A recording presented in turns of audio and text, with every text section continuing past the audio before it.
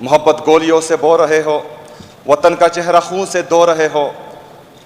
गुमा तुमको के रास्ता कट रहा है, यकीन मुझको के मंजिल को रहे हो। ताकतवर लोग हैं, वो मुसलसल पाकिस्तानी शहरियों को कीड़े मकोड़े समझ रहे हैं। आए रोज ऐसे वाक़ये होते जा रहे हैं जिसका एक आम शहरी, एक आम पाकिस्तानी सोच भी नहीं सकता, तसव्वुर में भी नहीं ला सकता। मजबूरन मेरे लीडर, मेरे कायद ने पाकिस्तानी अवाम को एहतजाज की कॉल दी। 24 नवंबर इन्होंने पहले हमें शेल मारे, हमने शेल का मुकाबला किया। जब हम शेल से ना रुके, इन्होंने रबर बुलेट्स मारी, हम उससे भी नहीं रुके। इन्होंने फिर हम पर स्टंट ग्रेनेड फेंके, जब हम उनसे भी ना रुके, स्पीकर साहब इन्होंने सामने से हमारे पुरअमन वर्कर्स पर, पुरअमन मुजाहिरीन पर स्ट्रेट फायरिंग शुरू की। अस्सलामुअलैकुम नाज़रीन इकराम, ये वीडियो मुलाहिज़ा कीजिए। अगर ये सोचते हैं कि बंदूक की जोर पर हमारे मुंह बंद कर देंगे या हमें रोक देंगे, तो हमारा जोश, हमारा जज्बा, हमारा जुनून मजीद बढ़ गया है। इंशाल्लाह हम दोबारा आएंगे और दोबारा एहतजाज करेंगे इंशाल्लाह ताला। पाकिस्तान का नौजवान, पाकिस्तान की आवाम ये चीज समझ चुकी है कि अगर इन गासिबों से, इन बेगैरतों से, इन दो नंबरियों से हमने निजात हासिल करनी है, तो हमने जो है इनके खिलाफ पुरअमन मुजाहिमत करनी है। उन्होंने उन सब चीजों का मुकाबला किया। कंटेनर रास्ते से हटाए, इन्होंने फिर कट्टी पहाड़ी पर रखे, हसन अब्दाल में रखे, 26 नंबर पर कंटेनर रखे हुए थे। सब जगहों पर हमें फायरिंग से, शेलिंग से, रबर बुलेट से, इन सब चीजों से रोकना चाहा।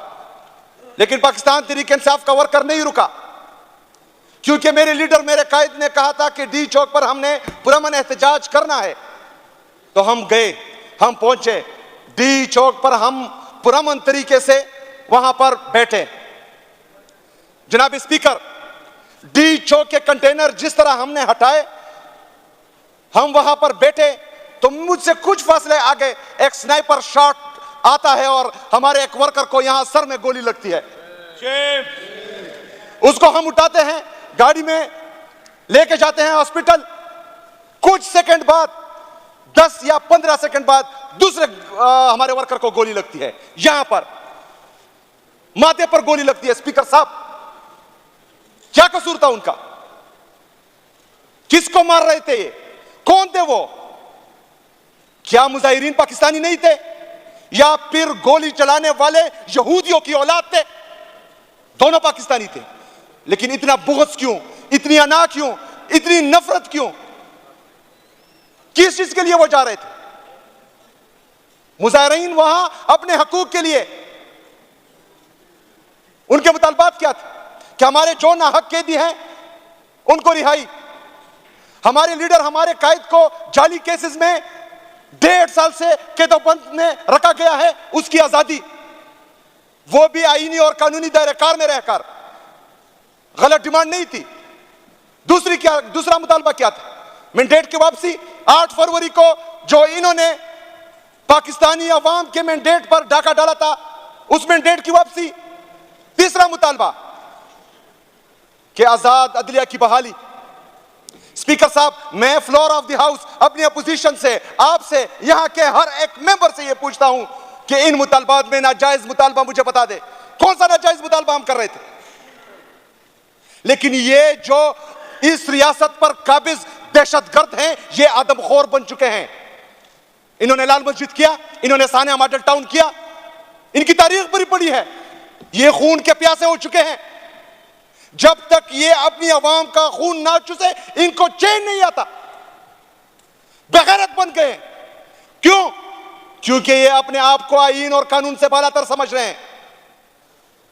क्योंकि इस पाकिस्तान में इंसाफ का निजाम तबाह और बर्बाद हो चुका है।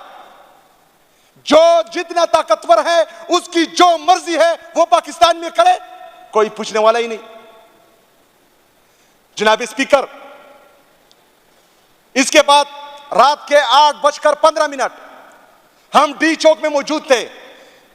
एक साथ इन्होंने 500 से ज्यादा शेल हम पर फेंके, सारी तरफ धुआं ही धुआं। हम एक कदम के फासले पर एक दूसरे को नहीं देख पा रहे थे। इस वक्त इन्होंने अंधाधुंध फायरिंग शुरू की। किसी को कुछ पता नहीं चल रहा था कि क्या होने जा रहा है, क्या हो रहा है, कितने लोग मरे हैं, कौन गोली चला रहा है, कौन मर रहा है, बच्चा है, जवान है, बूढ़ा है, औरत है, कुछ पता नहीं चल रहा था। जनाब स्पीकर, हम वहां से आगे गए, थोड़े से पीछे हटे, ये आगे भी आए।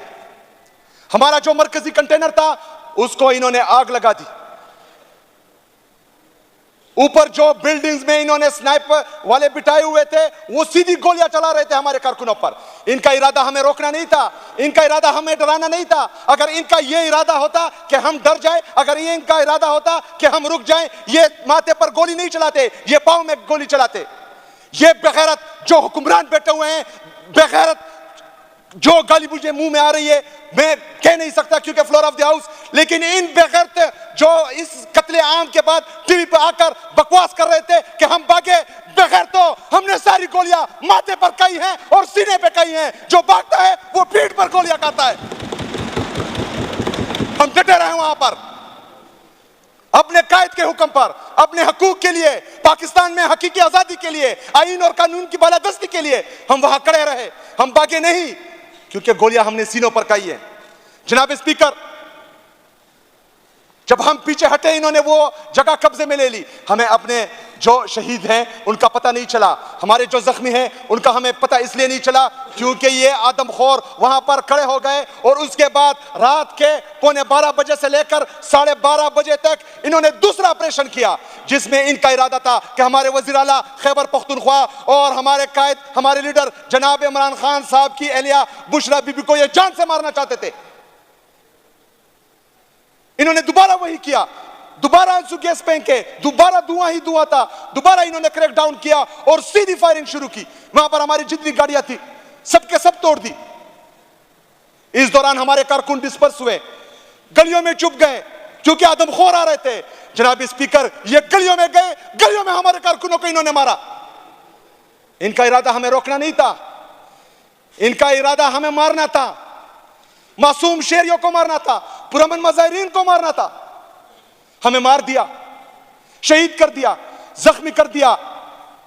जनाब स्पीकर, इससे ज्यादा ताजुब की बात यह है कि जब दुश्मन से भी लड़ाई होती है तो वो आपके शहीद आपको वापस करते हैं। हमारे अपने पाकिस्तान के सिक्योरिटी फोर्सेस हमें अपने शहीद नहीं दे रहे जो इन्होंने शहीद किए।